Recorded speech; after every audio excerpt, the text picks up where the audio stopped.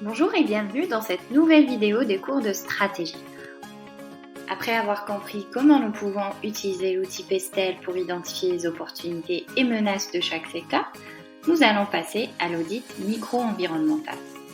Autrement dit, c'est la concurrence actuelle au sein de chaque secteur d'activité.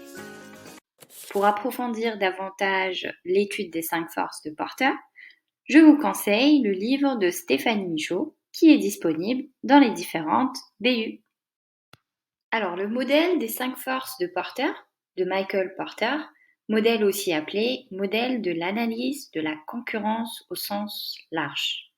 Il permet d'évaluer l'attractivité de votre secteur à travers 5 forces. L'idée fondamentale de Michael Porter est que les managers ont souvent tendance à restreindre l'analyse de leurs concurrents aux seuls concurrents directs présents dans l'industrie, alors qu'ils devraient plutôt l'élargir à tous les intervenants économiques susceptibles de réduire leur part de marché. Et donc, ces intervenants ont été regroupés en 5 forces. La première force concurrentielle correspond à l'intensité concurrentielle. Cette force est elle-même combinée à 4 autres forces. Elle traduit l'intensité concurrentielle qui existe entre les entreprises d'un même marché. L'intensité concurrentielle est particulièrement vive lorsque le secteur d'activité est soumis à une forte pression, c'est-à-dire que tout le monde peut y accéder et donc les barrières à l'entrée sont faibles.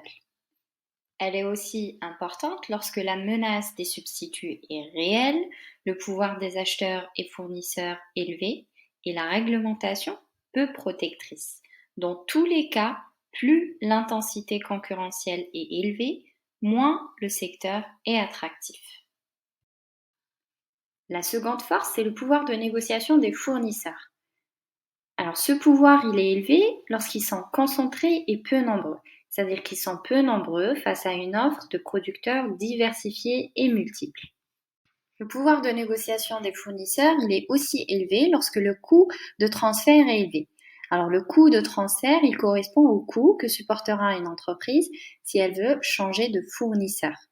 Il est aussi élevé lorsque la qualité du produit proposé par ce même fournisseur est plus importante.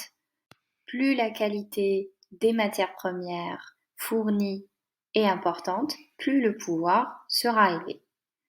Et en dernier, le pouvoir de négociation des fournisseurs est important lorsqu'il existe une menace d'intégration par l'aval, c'est-à-dire que le fournisseur peut produire lui-même l'offre proposée. Comme vous pouvez le constater, le pouvoir de négociation des fournisseurs dépend principalement du degré de dépendance vis-à-vis d'eux. La troisième force, c'est la force de négociation des clients.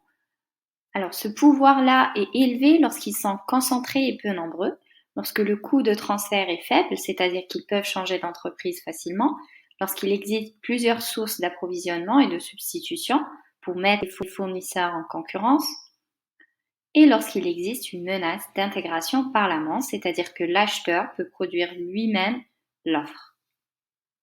Avant de passer à la quatrième force, il faut être bien clair sur la signification du client ou de l'acheteur. Ainsi, les fabricants d'électroménagers comme Bosch ne vendent pas aux consommateurs finaux, mais ils vendent aux distributeurs comme Carrefour ou Boulanger. Et pour Bosch, ces distributeurs ont un poids bien plus important qu'un consommateur lambda. La quatrième force correspond à la menace des nouveaux entrants. Cette menace dépend essentiellement de l'existence de barrières à l'entrée. Ces barrières correspondent à des obstacles que doit surmonter une entreprise pour accéder à un marché. Ces barrières peuvent être des barrières financières, par exemple, des investissements lourds et importants, des barrières commerciales comme l'accès à un réseau de distribution et des barrières juridiques comme le droit de propriété intellectuelle, des brevets, des dépôts de marques, etc. La dernière force, c'est la force des produits substituts. C'est des produits extérieurs au secteur mais qui possèdent des caractéristiques similaires. Ils répondent aux mêmes besoins mais de façon différente. L'impact des produits substituts est élevé lorsque son rapport qualité-prix est meilleur que celui du produit existant et lorsque le coût de transfert reste faible. Il est utile de rappeler que même si Porter n'a pas inclus l'État comme force concurrentielle, beaucoup de chercheurs ont ajouté cette force pour impliquer les pouvoirs publics comme agents pour réguler les échanges économiques, notamment en imposant des normes et en votant certaines réglementations. Pour résumer, plus ces 6 forces sont importantes, moins le secteur est attractif. Les forces sont alors perçues comme néfastes pour l'entreprise. Une fois que vous avez évalué l'intensité concurrentielle à travers ces 5 forces, il vous sera possible de distinguer 2 types de marchés, les océans bleus et les océans rouges. L'océan rouge décrit un marché qui existe déjà et où se joue une concurrence intense. La couleur rouge symbolise l'intensité de la concurrence et le sang perdu par l'entreprise. Par exemple, l'industrie de la bière en Allemagne peut être perçue comme un océan rouge. En effet, la concurrence y est féroce et le marché est très saturé. L'océan bleu, quant à lui, décrit de nouveaux espaces de marché où la concurrence est minime.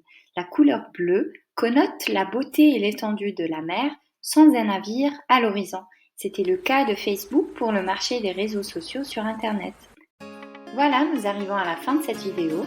N'hésitez pas à me faire part de vos remarques et de vos commentaires et je vous dis à très bientôt.